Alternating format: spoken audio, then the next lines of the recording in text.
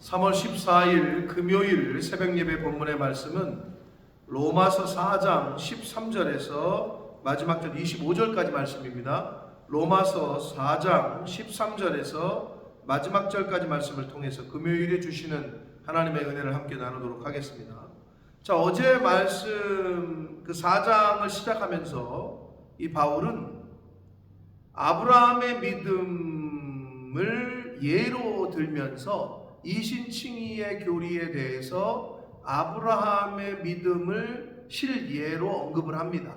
왜냐하면 아브라함은 유대인들에게는 너무나도 잘 알려져 있고 오늘날에게까지도 마찬가지지만 당시에도 아브라함은 그들이 떠받드는 조상 중의 조상이고 위인 중의 위인이었기 때문에 그 아브라함의 믿음을 하나님이 의로 여기셨다라는 부분을 언급을 하면서 이제 설명을 하고 있어요. 그래서 오늘 이 4장 후반부에서도 계속해서 아브라함의 그 믿음에 대해서, 아브라함의 믿음의 실상, 그리고 아브라함만이 아니라 예수님을 믿는 모든 자에게 적용되는 그 의로움, 칭의에 대한 설명을 마지막 절까지 하고 있습니다. 자, 한 절씩 보면서 본문에서 주시는 은혜를 함께 나누도록 하겠습니다. 13절입니다. 아브라함이나 그 후손에게 세상의 상속자가 되리라고 하신 언약은, 자, 아브라함을 하나님이 부르시면서 그러시죠. 내가 너를 이 모든 민족의 조상이 되게 하고 하겠다고 이렇게 말씀을 하신단 말이에요. 그러니까 여기서 표현을 세상의 상속자라고 했습니다. 이제 그 이스라엘 민족의 그 후손들의 조상이 되고, 여기서 세상이라고 번역한 것은 원문 속에서 가깝게 번역을 하면 하나님의 어떤 창조, 그러니까 아브라함과 그 후손이 창조의 상속자가 되리라는 그런 어떤 말씀으로 보시면 돼요. 그러니까 선민, 하나님이 택하셨어요, 아브라함을. 그리고 그 후손들이 하나님의 그 나라의 어떻게 보면 상속자가 된다 라는 의미로 받아보시면 됩니다. 그런 언약은 율법으로 말미암은 것이 아니요 오직 믿음의 의로 말미암은 것이다.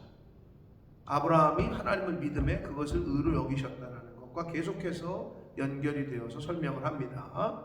14절, 만일 율법에 속한 자들이 상속자이며 믿음은 헛것이 되고 약속은 파기되었다.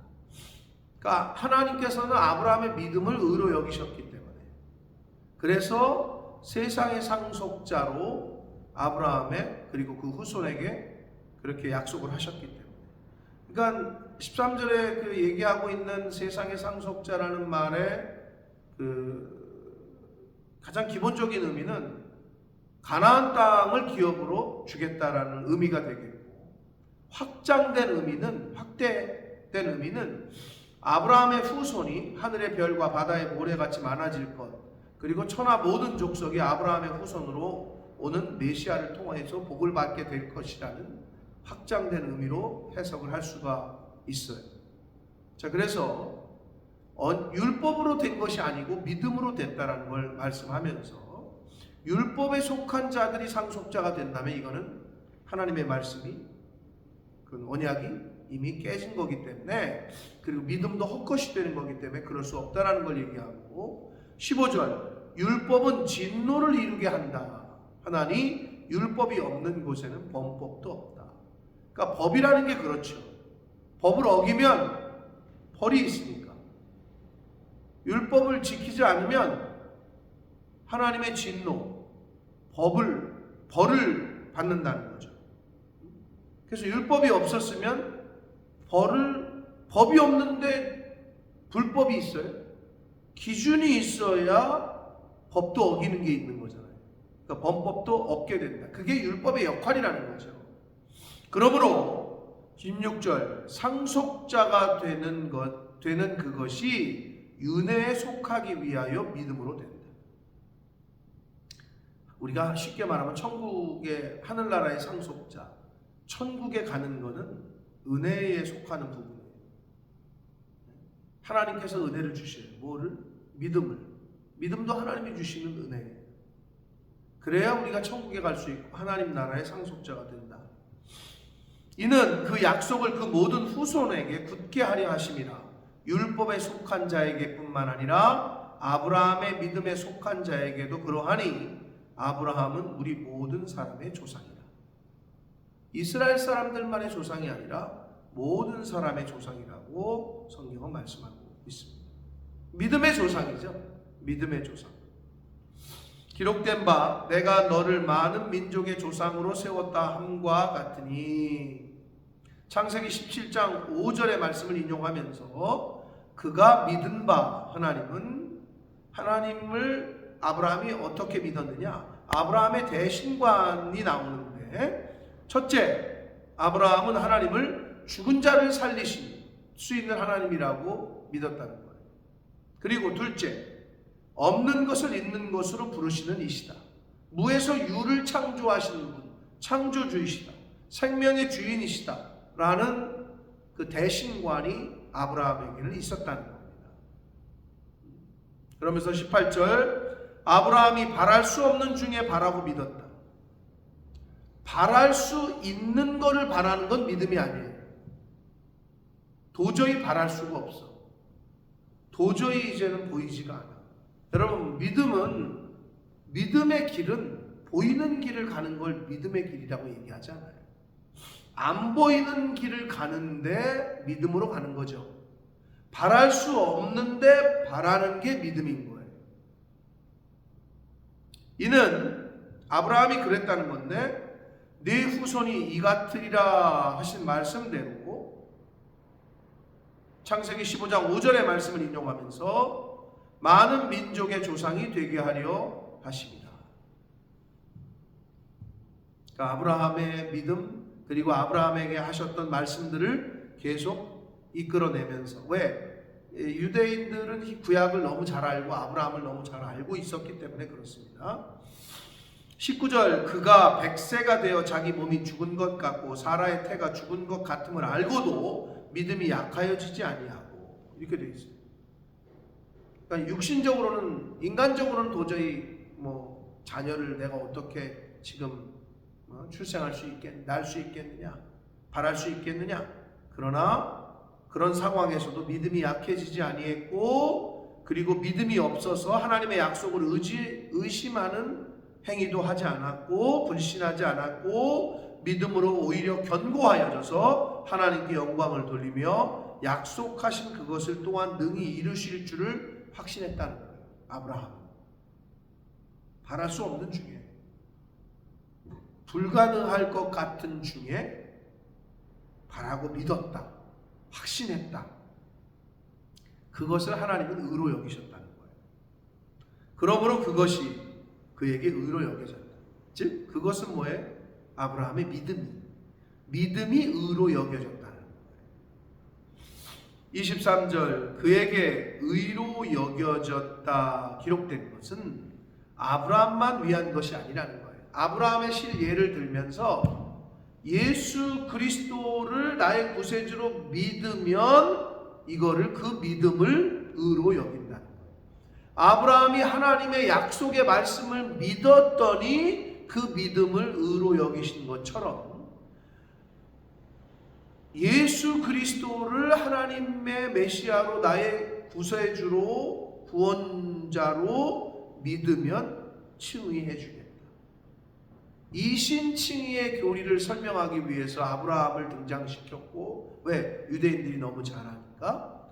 그래서 그 이신칭의의 교리를 설명하기 위한 예로, 샘플로 아브라함을 통해서 자신의 논지를 지금 설명을 하고 있고, 이신칭의의 그 교리를, 그 원리를 설명을 해주고 있습니다.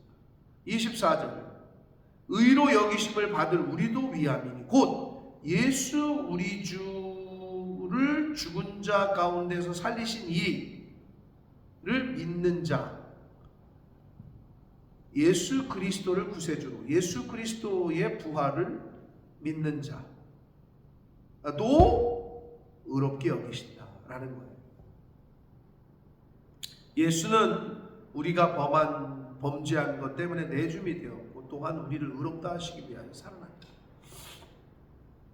사랑하는 성도 여러분, 예수 그리스도의 부활은 칭의에 대한, 우리를 예수 그리스도의 부활을 믿는 사람에 대한 칭의해 주심에 대한 것의 근거가 되는 거예요.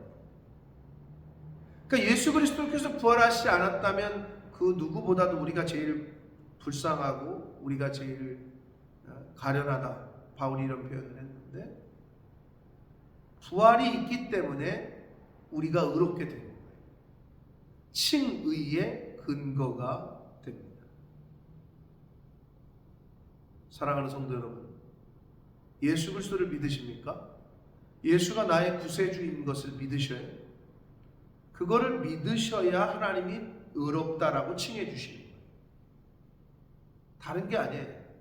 아브라함이 하나님의 언약의 약속을 믿었더니, 확신했더니 그것을 의로 여기시는 것처럼, 오늘날 하나님 성경 말씀을 통해서 우리에게 알려주신 예수가 그리스도시요, 하나님의 아들이고 그리스도시고, 이 땅에 오셔서 인류의 모든 죄를, 나의 죄를 대신해서 십자가에서 죽어주신 그것이 나를 대신해서 죽어주신 것이다. 그러므로 나는 이제 죄와 상관이 없고 사망과 상관이 없다 라는 고백을 하는 사람에게 하나님이 칭의해 주신다는 거예요. 그 칭의의 근거가 바로 뭐다? 예수 그리스도의 부활입니다. 바울은 지금 이 이신칭의의 원리를, 그리고 부활의 근거를 아브라함을 통해서 다시 한번 이야기를 해 주셨습니다. 사랑하는 성도 여러분, 성경이 복잡한 것 같지만 복잡하지 않아요.